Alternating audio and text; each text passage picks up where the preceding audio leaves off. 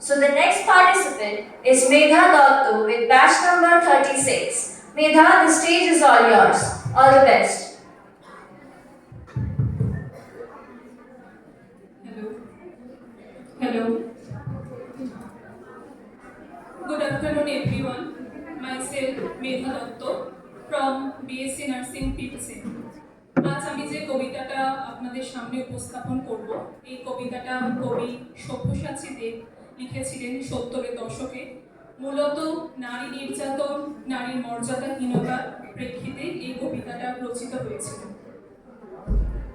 নমস্কার। কবি সব্যসাচী দেবের কৃষ্ণা। আমার কোনো শোক নেই, আমার কোনো বিষাদ নেই।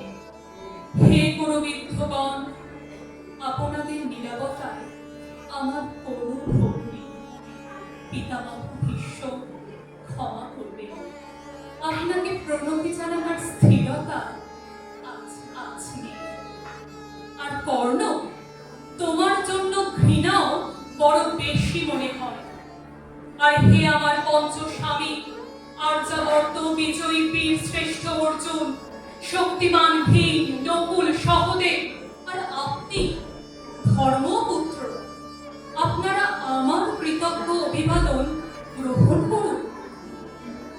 আমি সর্বকাল যজ্ঞভূমির অগ্নি থেকে আমার জন্ম, ধর্মাধর্মের ক্ষুরধার পথ আমার অজানিত। আর্যপুত্র, আপনার বিচার তাই আমার পক্ষে ধৃষ্টতা। আপনার কোনো বিচলন নেই। আপনার ধর্ম আপনাকে রক্ষা করেছে বিকার থেকে। কৃতজ্ঞতা জানান সেই ধর্মকে। ভীমসেন, তোমাকে আমি ভালোবাসা দিইনি কখনো, তাই তা ফিরেও চাইনি। শুধু তোমাকে আমার জিজ্ঞাসা ছিল ফাল্গুনী। ঊর্ধ্বচারী মৎস্যের ছায়ালীন চোখের থেকেও দুর্লক্ষ কি দুর্যোধনের বুক। বলো সত্য করে, প্রেম নয়, শুধু পৌরস্যের আস্ফালনই ছিল পাঞ্চালী বিজয়ের পটভূমি। কিন্তু মিথ্যা প্রশ্ন। আমি জানি তোমার কোনো উত্তর নেই, যেমন নেই কোনো ভালোবাসা। তোমার শুধু আশা আছে। কৈশোর থেকে তুমি জেনে এসেছো বীর ভোক্তা পৃথিবী আর উপমুখা নারী। জেনেছো একদিন ধার্তরাষ্ট্রের হাত থেকে ছিনিয়ে নিতে হবে কৌরব উত্তরাধিকার। জেনে এসেছো যেখানে যা কিছু সর্বোত্তম, সেখানেই পৌঁছাতে হবে তোমাকে। শুধু এই কুমারী লক্ষ্যের দিকেই তোমার দৃষ্টি ধনঞ্জয়। তাই অনায়াসে তুমি সরে যাও এক নারী থেকে অন্য রমণীতে।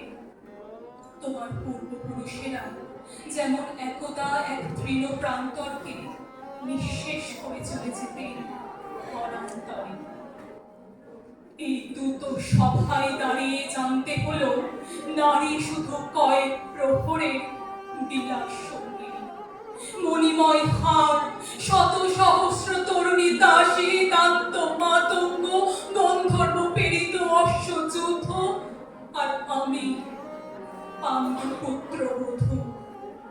এক পঙ্ক্তিতে দাঁড়িয়ে আমরা সবাই অপেক্ষায়।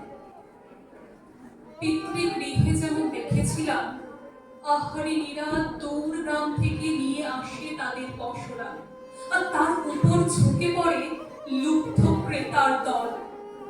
আমাদের ব্যবহার করার জন্য তেমনি উন্মুখ হয়ে আছে যারা আমার প্রতি আত্মীয়।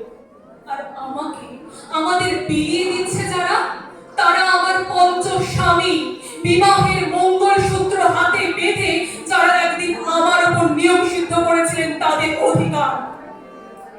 না, শুধু এই রত্নমণ্ডিত সভাগৃহেই নয়, আরো আগে আমাকে জানতে হয়েছিল আমার কোনো বাসনা নেই, নেই কোনো নিজস্ব ইচ্ছা।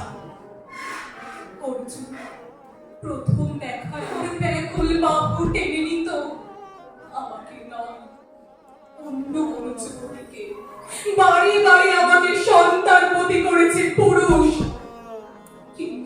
প্রত্যেকে আমার আকাঙ্ক্ষিত নয়। কোনো প্রার্থনা নেই আমার। কোন বৃদ্ধরা বিলাপ করবে, জ্যেষ্ঠ পাণ্ডব প্রহর গুণন কোন পূর্ণ লগ্নে ধর্মরাজ্য নেমে আসবে মাটিতে। ভীম অনুগ্রহ করে স্তব্ধ হও, নকুল সহদেব বিচ্যুত হয়েও না অগ্রজের প্রতি অটল বিশ্বাসে। আর অর্জুন অন্তঃপুরে যাও, সেখানে তোমার জন্য স্নিগ্ধ শরীর সাজিয়ে রেখেছে তোমার কোন প্রেয়সী। সুখ নয়, লজ্জা নয়, এই রাজগৃহে দাঁড়িয়ে আমি জানলাম প্রেম নয়, অধিকার নয়, নারী শুধু প্রয়োজনে। জানলাম এখানে কোনো ভেদ নেই, ধর্মপ্রাণ যুধিষ্ঠির, শক্তিমান ভীম, প্রেমিক অর্জুন আর লোলুপৃত রাষ্ট্রনন্দনদের মধ্যে। প্রতিকার চাইছি না, যা শুধু বিলাসী, সেই বস্ত্র চিনিয়ে নেয় যদি কোনো দুঃশাসন নিক। আমি কাঁদছি না, চারপাশে ভাসানের ডিঙায় পশুদের উদ্দাম নাচের ভঙ্গি আমি দেখছি না, চারপাশে ক্লিপ্তের অক্ষম বিলাপ আমি শুনছি না। ধনুর্বাণ নেই, আমি ফিরিয়ে আনছি আমার জন্মের স্মৃতি, যজ্ঞের আগুন। দ্রৌপদী নই, নই পাঞ্চালী, নই ভরত কুলবধূ, আমি কৃষ্ণ, যজ্ঞাগ্নি সম্ভূতা, শুধু নারী।